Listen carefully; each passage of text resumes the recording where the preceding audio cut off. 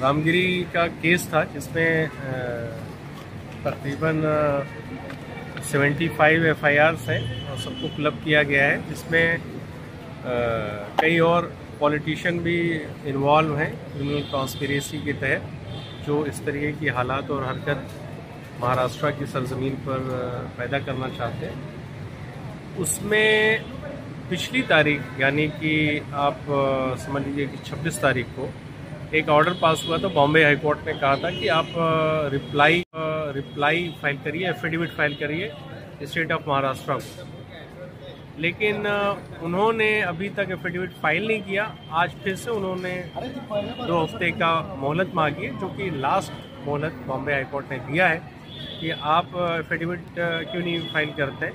Affidavit file करने से मतलब ये है कि उनको बताना पड़ेगा कि जिन जिन केसेस में 75 केसेस में ऐसे केसेस हैं जिनमें 3 साल से ज़्यादा की सज़ा है, लिहाजा भारतीय न्याय संहिता की कलम यानी धारा 35 के तहत नोटिस देने की ज़रूरत नहीं होती है, डायरेक्ट गिरफ्तार करना होता है। तो उसमें वो लगता है उधेड़बुन में है कि कैसे महाराष्ट्र पुलिस या सरकार इस कॉन्स्पिरेसी के तहत किए गए बयानों में, जिसमें कई नेता भी शामिल हैं, खास करके शिंदे साहब ने तो ओपनली सपोर्ट ही कर दिया था ये रामगिरी का, तो माना जाता है कि बीच बचाव का उधेड़बुन का जो है पुलिस रास्ता अपना रही है। लेकिन हम लोगों का यही मकसद है कि हम जल्दी से जल्दी इस केस में गिरफ्तारी के लिए प्रेस करेंगे और क्रिमिनल कॉन्स्पिरेसी में और कौन लोग मुलविस हैं उनके ऊपर केस करेंगे। चालू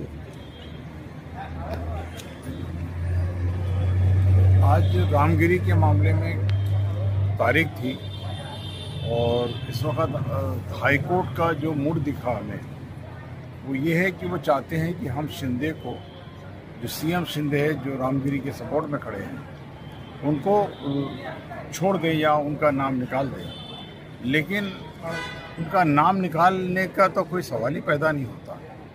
हमारा ये कहना है कि जो भी जिस रामगिरी के साथ खड़े हैं या रामगिरी को सपोर्ट कर रहे हैं, उनको भी इसका जवाब देना पड़ेगा।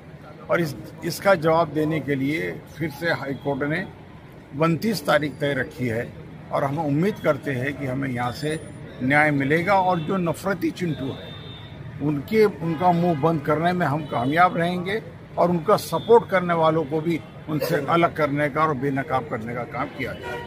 शुक्रिया। मैं इंजीनियर मोहम्मद हामिद, राष्ट्रीय अध्यक्ष हिमाचल से और कार्यकारी अध्यक्ष महाराष्ट्र के अंदर में नबी करीम सल्लल्लाहु अलैहि वसल्लम पर हमले हो रहे हैं और ये खास चुनाव के पहले कुछ जात के लोगों का वोटों का पोलराइजेशन करने के लिए ये काम पॉलिटिकल पार्टियां कर रही है। इसमें सभी शामिल हैं, कोई पॉलिटिकल पार्टी इसमें बची नहीं है। ये मत समझिए कि सेकुलर पार्टियां इसमें अलग है, नहीं, वो भी इन्वॉल्व है। जो लोग जैसे रामगिरी जैसे लोग और बाकी जो लोग हैं, ये इन लोगों ने जिस तरह से हमले किए नबी करीम सल्लल्लाहु अलैहि वसल्लम पर, वो उनको अभी तक पालने का काम कांग्रेस पार्टी ने किया, सेकुलर पार्टियों ने किया। आज वो बीजेपी उनका इस्तेमाल यहाँ पर और वो चुनाव के अंदर में पोलराइजेशन करना चाहता है। ये मुद्दा उनके लिए चुनाव का होगा, ये हमारे लिए ईमान का मुद्दा है, ये हमारे जान का मसला है। हम हर चीज बर्दाश्त कर सकते हैं, गरीबी में जी सकते हैं, परेशानी में रह सकते हैं, लेकिन नबी करीम सल्लल्लाहु अलैहि वसल्लम के ऊपर कोई हमला करे हम ये बर्दाश्त कर नहीं सकते और उसको किसी भी हालत में हम छोड़ नहीं सकते। यहाँ कानून है, यहाँ संविधान का राज चलता है। इसलिए हमने पहले यहाँ डेमोक्रेसी के अंदर में सबसे बड़ा एहतजाज अगर हिंदुस्तान में किसी ने किया और RSS के नागपुर में, तो माइनॉरिटीज डेमोक्रेटिक पार्टी ने करके बताया और उसी दिन हमने ऐलान भी कर दिया था कि हम चुनाव में भी तुमको नहीं छोड़ेंगे, बख्शेंगे। आज उसी का जवाब देते हुए हमारे यहाँ 7 MLA ये महाराष्ट्र के चुनाव के अंदर में मालेगांव से लेकर के तो नागपुर तक खड़े हुए हैं पार्टी के ऊपर। आज हम यहाँ आए नांदुरा मलकापुर के अंदर कंसिस्टेंसी में हमारा इंतजार हुसैन, ये हमारे कैंडिडेट से एक मुजाहिद युवा नेता है। आज इसके खड़े होने से पूरी कंसिस्टेंसी के अंदर में घबराहट मची हुई है।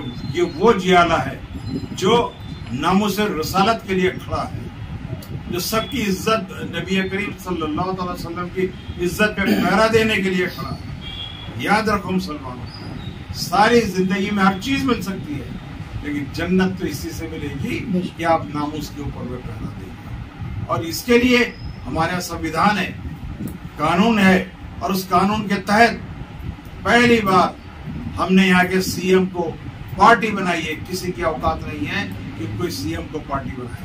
ये कई नौटंकीबाज लोग, चंदाखोर लोग, ये यहाँ पर में केस लड़ने का तमाशा करके लोगों से चंदा मांगते हैं, लेकिन ये ईमान तंजीम है, ये इंजीनियर मोहम्मद हामिद है, इसको चंदे की जरूरत नहीं पड़ती। हम नामुस रिसालत के लिए चंदा नहीं मांगते, अपने घर से देते हैं। नबी के लिए हमारी जान, आल, औलाद सब रखी हुई है, किसी की जरूरत नहीं है हमको किसी की मदद की। लेकिन इस वक्त चुनाव के अंदर में आप लोग आइए और इन नफरती चिंटियों जिन्होंने भी नबी करीम सल्लल्लाहु अलैहि वसल्लम के खिलाफ बयानबाजी करी है, इनको मुंह तोड़ जवाब दो। 20 तारीख को माइनॉरिटीज डेमोक्रेटिक पार्टी के जितने भी कैंडिडेट हैं उनकी ये क्रेन की बटन दबा करके उनको चुना करके लाओ, जहां पर भी है। और एक जगह हिंगोली में सिलाई मशीन है, बाकी सब जगह क्रेन निशान है। तो जो कल कोर्ट के अंदर में जो तारीख थी नामुस रिसालत के लिए बॉम्बे हाई कोर्ट में, आप खुद गए थे, हमारी पूरी टीम मौजूद थी, हमने देखा कि जज भी परेशान है। उसका एक ही कहना है कि आप सीएम शिंदे को इससे निकाले, और हमारा कहना है सीएम शिंदे ने रामगिरी के सपोर्ट में आया हुआ है। एक प्रशासनिक अधिकारी, एक जनप्रतिनिधि किसी आरोपी के साथ खड़े नहीं हो सकता, ये कानून है। इसलिए हमने उनको भी पार्टी बनाई, वो जवाब दे वो कौन से पावर से, कौन से इससे वो गए कि जो उन्होंने एक आरोपी को अपने को समर्थन दिया है। कल कोर्ट में जिस तरह से हुआ, पूरी तरीके से लोगों ने देखा कि कोर्ट के जज भी परेशान है, उनकी झंझलाहट को भी देखा, लेकिन हमारे साबित कदम को भी देखा, हमारे एडवोकेट सैयद एजाज नकवी साहब और हम वहाँ और हमारे यहाँ का एक पठान, ये सब लोग पूरे ताकत के साथ खड़े हुए थे। और इंशाअल्लाह आने वाले वक्त में भी जो 29 तारीख दी है, उस दिन भी हम पूरे कौम की तरफ से वहां पर खड़े रहेंगे। आप सिर्फ हमारे जो लोग इस वक्त चुनाव लड़ रहे हैं, उनके क्रेन की बटन पर उंगली दबाकर उन्हें ज्यादा से ज्यादा ऊपर से कामयाब करें, यही मेरी आप लोगों से अपील है। हम खड़े हैं कोर्ट के अंदर, ये खड़े हैं रोड पर, तो कोर्ट के लिए भी आप हमारे सपोर्ट में आए। चंदा नहीं चाहिए, चंदे नामुस रिसालत के लिए चंदा लगता नहीं, हमारे घर बेच करके हम करेंगे, लेकिन हम किसी के सामने हाथ नहीं बनाएंगे। हाँ, सिर्फ आपके तरफ से वोट चाहिए, वो हम आपसे मांग रहे हैं, मुद्देबाना गुजारिश कर रहे हैं कि आप 20 तारीख को क्रेन का बटन दबा करके अपने मुजाहिदीनों को कामयाब करके इन नफरती चिंटुओं को मुंह तोड़ जवाब दें।